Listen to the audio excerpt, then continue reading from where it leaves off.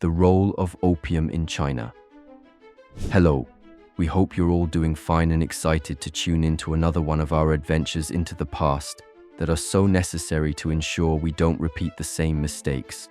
Today, our video is about the Opium Wars in China in the 19th century that happened between China and Britain and its allies, in which the Chinese were ultimately defeated. But why did they occur in the first place? What were the motives of the two countries, and what does opium have to do with all of that? Well, there's a lot to discover, so let's dive right into British-Chinese history, as well as the geopolitical background that got them into the mess. First, Opium War. The First Opium War was fought in 1839, which was triggered by the order of seizure of all warehouses and factories where opium was stored in, which led to a series of steps taken by the British government to resolve their issues with one of their biggest buyers in the region, mostly with the use of brute force. During the 18th century, the two countries, as well as the surrounding area of Britain, enjoyed trading goods with one another, where China imported a variety of goods from Europe, including silk, tea, and porcelain in exchange for high-quality silver, known for its worth that the powers in the West had their eyes on for a very long time. When the East India Company began to cultivate opium during the late 17th century in the province of Bengal, tensions began to arise. The herb had anesthetic qualities and was used primarily in the medicine industry, which led to its exports in different parts of the world, including China, through buyers who smuggled it into the country across the borders with the help of private dealers. When the Chinese people introduced a new recreational way to use it through which the herb could be used as a drug, the demand for the herb increased, leading to sanctions exposed by the emperor in order to halt the growing addiction of the drug in the population.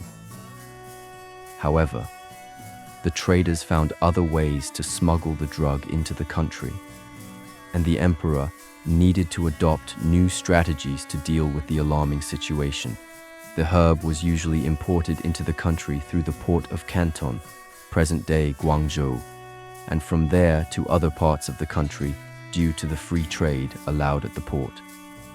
Even the United States became involved within the trade of opium to China, where they smuggled it through ships from Turkey, which became quite controversial when the names of the state leaders and people they were closely connected to began to appear. This includes Franklin D. Roosevelt, the 32nd President of America, and his grandfather. During 1833, when the trades reached an all-time high, 30,000 chests annually, contrasting the usual 4,000 chests to other private companies around the world, Emperor Xuanzong of Qing, often called the Daoguang Emperor, ordered General Lin to take immediate action necessary to control the situation. The country's monopoly with the East India Company ceased, and since the silver reserves of the country were being reduced day by day, the general had to send a letter to the Queen of England requesting her help to halt the trade. However, the letter was never received by the Queen, but instead got published in the Times newspaper that got the attention of the British public. Strict rules were now applied henceforth on any opium trade within the country, in which the government got hold of any opium reserves within the country, including factories and warehouses of both local and foreign companies. However, these offers proved little fruitful, as the official were usually bribed with a sum of money by the owners and manufacturers in order to continue their operation. The increased reactions lead to a response by the Chief Superintendent of Britain, Charles Eliot, to arrive in China after the imposition of such rules. The British official paid for all opium trades from the British government into China and handed the opium goods over to the authority. In total, 20,000 chests were laid besides the Pearl River under the orders of General Lin, and thousands of tons of opium was burned to ashes near the town of Human, which is quite a symbolic event in the history of China. Shortly after, they told their soldiers to stand down from the factories and warehouses that were closed using force. News spread of the murder of a Chinese villager by drunk British residents within the canton. The murderers were arrested and put to jail, much to the dismay of British government, which further fueled the tensions between the two countries. To counteract the steps taken by the Chinese government and initiate a response, Charles sent a letter to the British government asking for the aid of military force. A small skirmish took place on 4th of September 1839 before the armies retreated. The real battle took place on 21st June 1840, when the British government sent an armed expedition to enforce the recovery of the losses suffered by opium traders during the whole ordeal, as well as grant future security of their operations. The naval forces arrived at the Macau and ensued a series of attacks at the port of Dinghai, where they used their advanced weapons and ships on the Chinese army that ultimately resulted in their defeat. A treaty was signed afterwards, called the Treaty of Nanking, which was based on unfair terms and is also known as the first of the unequal treaties between Chinese and the Western powers. Since the actions taken by the Chinese government potentially reduced foreign trade between the two nations, the treaty aimed to resolve this matter and to resume the export of silver to their own lands. Also, they made sure trade resumed at Canton Port and 4 additional ports, namely Xiamen, Fuzhou, Ningbo, and Shanghai, where foreign merchants could trade as they pleased. They also imposed a series of fines on the Chinese government, where they had to pay for the opium burned at Pearl, the debts of the opium traders operating in Canton, as well as compensation for the losses Britain faced during the war, making up a hefty total of $21 million that had to be paid in a period of 3 years. If the installments were delayed due to some reason, the Chinese government would be charged with a 5% annual interest rate. The Chinese government released all British prisoners taken in the war and granted rewards to their own subjects who supported the British during the war. As a token of peace, the British removed their forces from the ports and the war site at Zhenhai and agreed not interfere with other economic matters of China after the emperor had given his ratification of the treaty and the first installment was paid. Perhaps one of the most unfair terms of the treaty of the British to the Chinese was to hand over Hong Kong Island and make it part of the British colony. They had already planned to annex some of the land within China prior to the battle, but did not select a particular region. This was decided when the treaty was sent by Pottinger to Charles Eliot to look at the terms of the treaty and write the name of the place they were going to take in a blank that was left empty for him to fill. Pottinger later became governor of Hong Kong under British rule, where their rule only expanded to other areas in later years.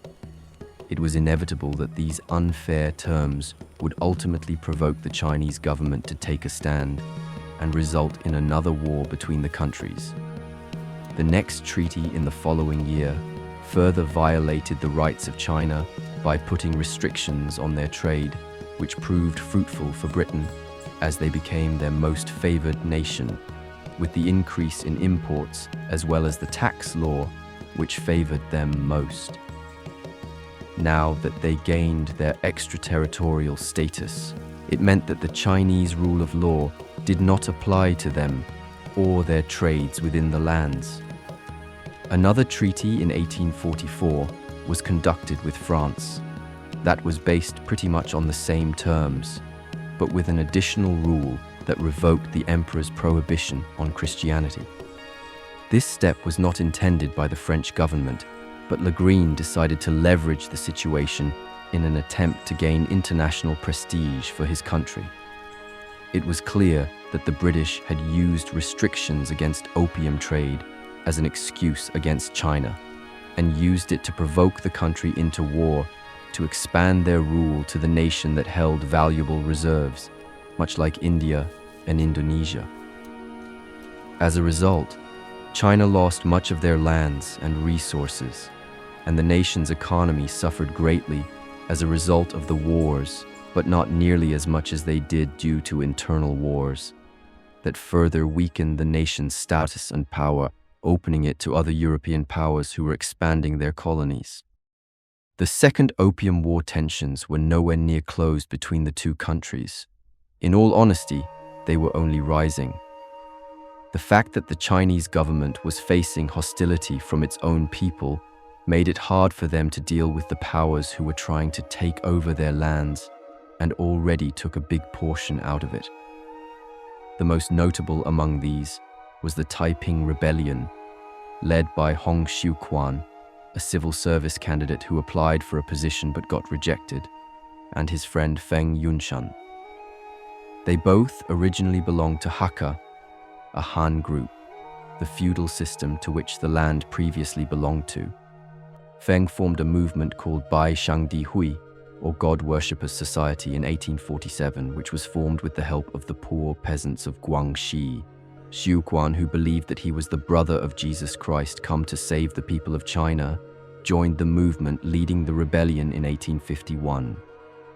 What started as a movement of peasants in an attempt to gain equality and better opportunities by the oppressed class of society numbering a few thousand, quickly turned into an army of millions ready to combat the imperial forces.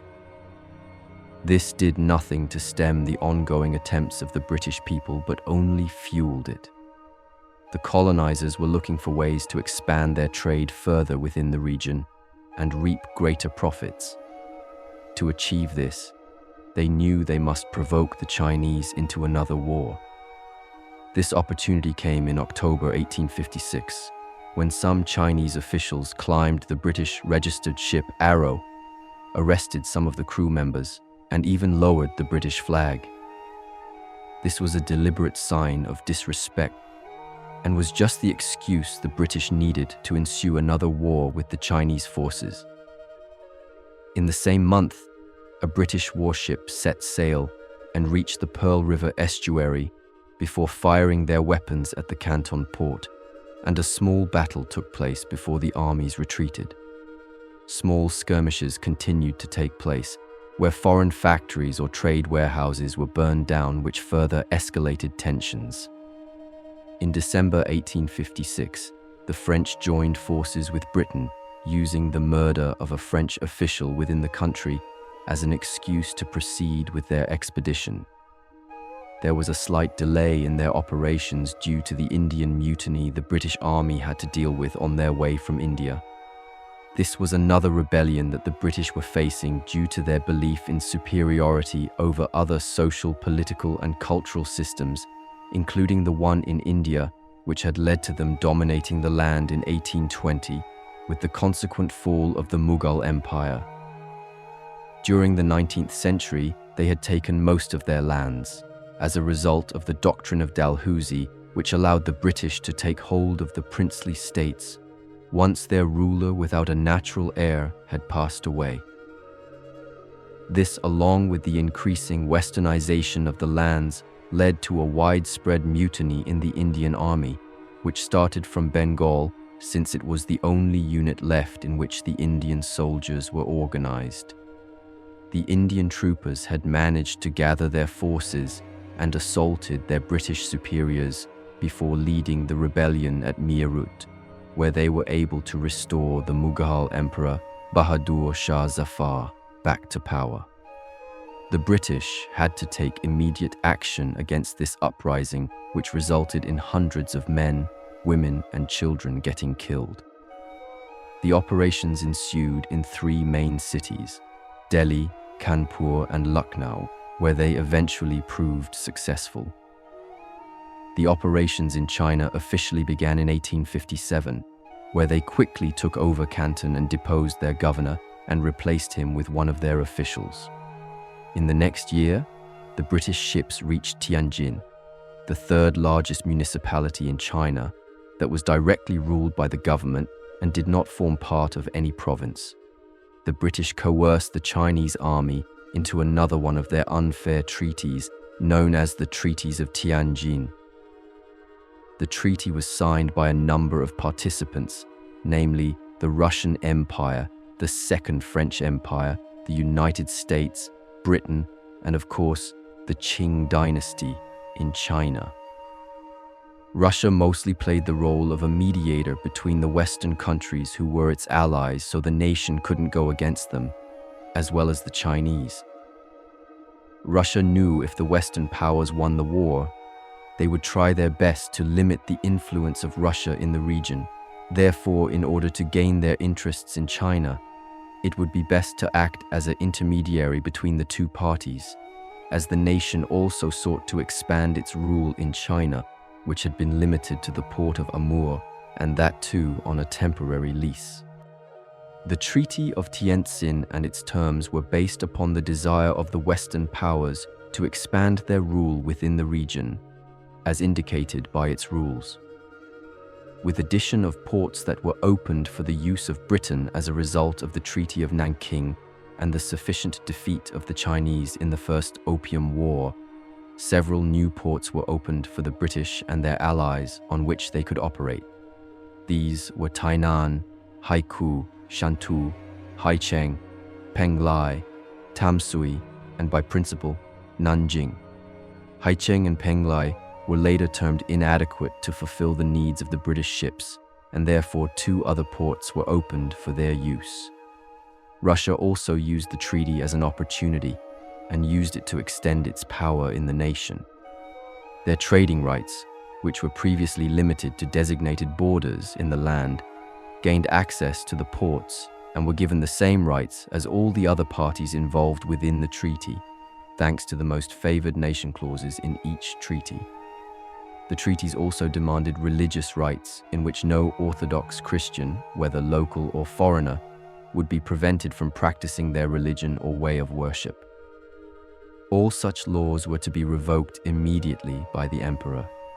French, British, American, and Russian citizens were exempted from Chinese law through their extraterritorial status and were given the right to freely travel the lands of the Qing dynasty for business or pleasure purposes. The Allies also gained access to the Yangtze River with the permission of the Qing dynasty, but did not allow any trade to happen within the region of Taiping Rebellion until they reconquered the area. The trade was limited to Zhenjiang for a year, after which new ports would be opened for their service. Diplomatic relations were explored where the legations of the four nations would be stationed permanently at Beijing, an area which was not previously open for visit.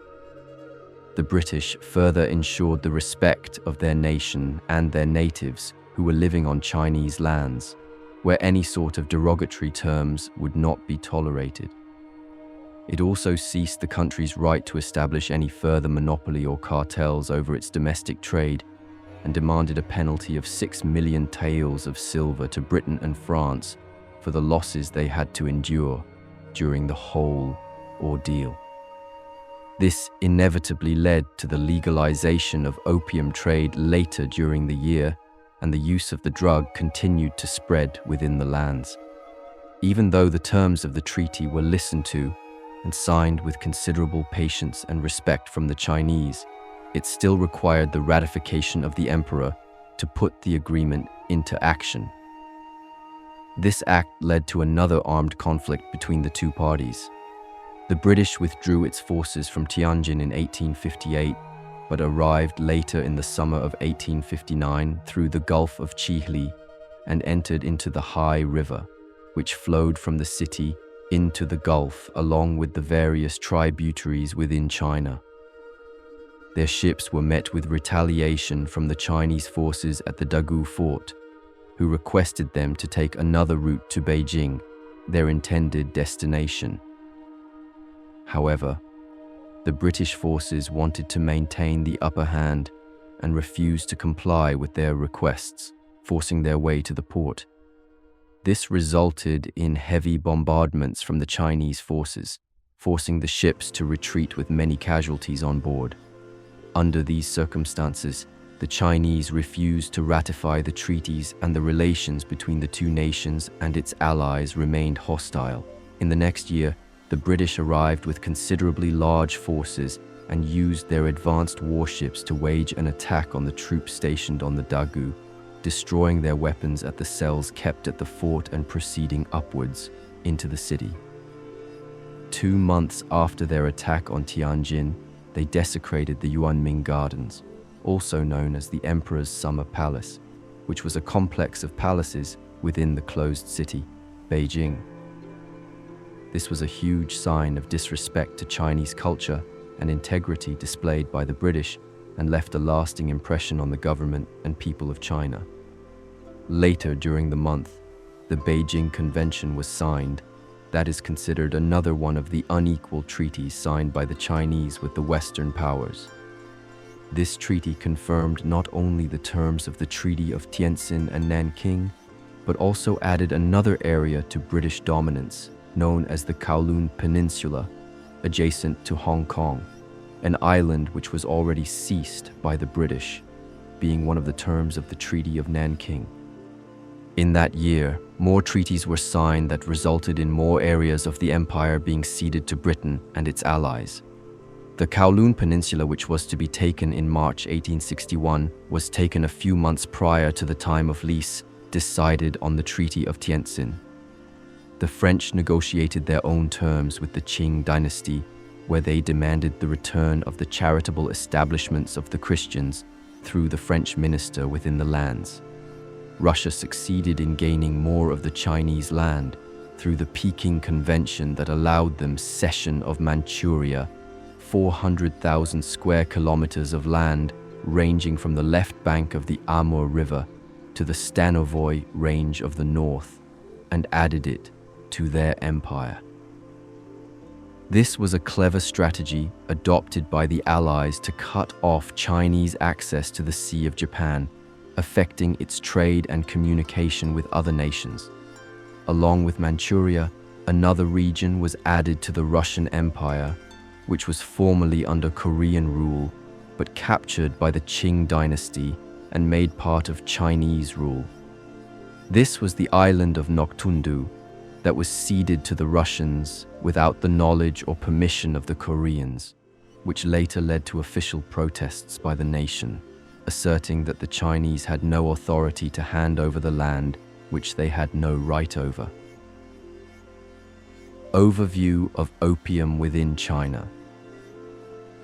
What started off as a herb used for medicine in 7th century China, to the widespread addiction of a destructive drug, opium had taken quite a transformative turn within the region.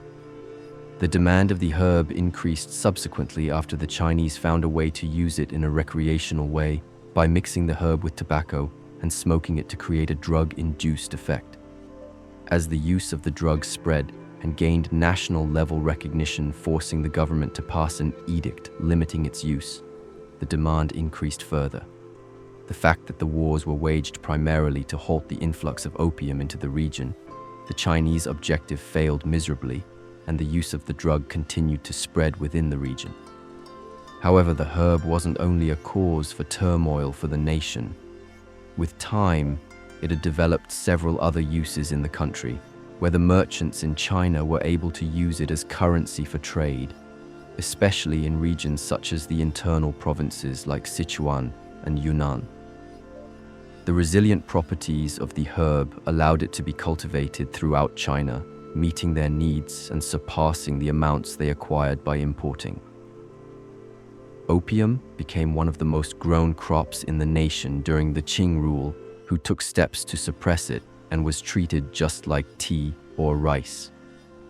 The harvesters could easily get away with their cultivation practice by bribing the official that came for inspection, and continue with their trade of opium and earn good profits through it. The widespread cultivation allowed it to be exported, becoming a source of reliable income for the nation. In the 1880s, the governors who initially suppressed the growth of the herb now relied on opium taxes. Oh, how the tables turned within the Qing dynasty, where what was once a source of menace for the society and a cause of unemployment and incompetence among the nation was now one of the leading resources which kept its economy from failing during times of recession. The Taiping Rebellion had done more damage to the country's resources than the Opium Wars waged by the British and its allies. All classes of the society depended on the herb for their livelihood, from farmers and peasants to wealthy merchants and government officials. All had a share in its revenue. Conclusion. It is of no secret that the Opium Wars had greatly affected the Chinese region. Much of their land had been taken by the foreign powers who tried their best to limit the trade of the nation with other countries by taking hold of strategic lands and their ports. Not only had their economy suffered, but also their respect and integrity as it came under British rule. China was an empire itself with its own royalty. The fact that they had to serve under another monarchy was another form of degradation that the Chinese people had to suffer as a result of foreign interference. The British government was taking advantage of the widespread addiction of opium among the Chinese population and cashed it at regular intervals, as evident in the treaties that were signed by the emperor of the Qing dynasty, which are rightfully known as the unequal treaties in the region till the present day. However, like history teaches us, internal conflicts always prove more dangerous than external battles, and that is precisely what happened with the Qing dynasty, as it faced the Taiping Rebellion from its own people, which dealt much greater damage to the nation than the attacks by the British. What do you think about the Opium Wars? Do you think they were justified, or should the Chinese have adopted another strategy? Let us know your thoughts in the comments below. Give this video a thumbs up if you enjoyed it, and don't forget to subscribe to our channel for more such exciting content. See you in our next video.